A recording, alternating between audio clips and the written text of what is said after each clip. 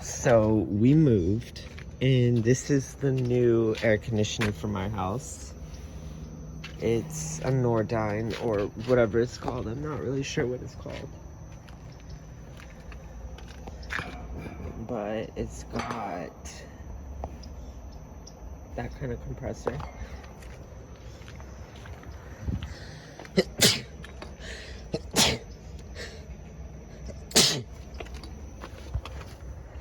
Here's the cereal. I will do a startup for it at some point, but it's a heat pump.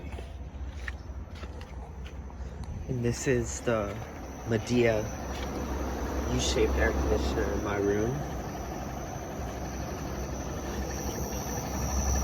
Running on the lowest speed right now.